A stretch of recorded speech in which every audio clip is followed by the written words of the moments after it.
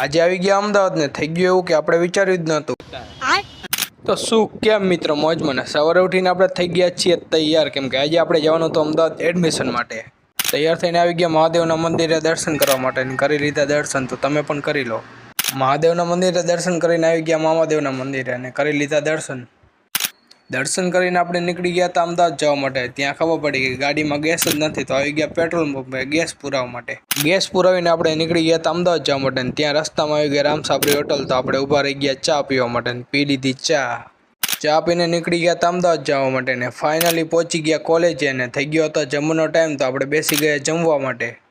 જમીને આવી ગયા ઓફિસમાં અને ત્યાં થઈ ગયું આપણું પોપટ, કેમ કે આજે હતો મહિનાનો ચોથો શનિવાર, તો એટલા માટે આજે કોલેજ બંધ હતી.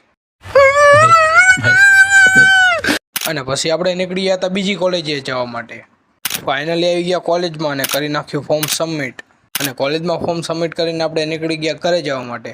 અને ત્યાં તો થઈ ગયો હતો ગેસ પૂરો, તો આપણે આવી ગયા પેટ્રોલ પંપે ગેસ પુરાવવા માટે. અને આપણને લાગી હતી ભૂખ, તો આપણે આવી ગયા નાસ્તો કરવા માટે અને ખાઈ લીધી પાણીપુરી અને ચોરાફરી.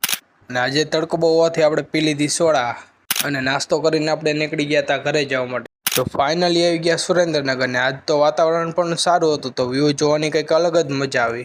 અને પછી ઘરે આવીને હું અને પપ્પા બેસી ગયા ચા પીવા માટે.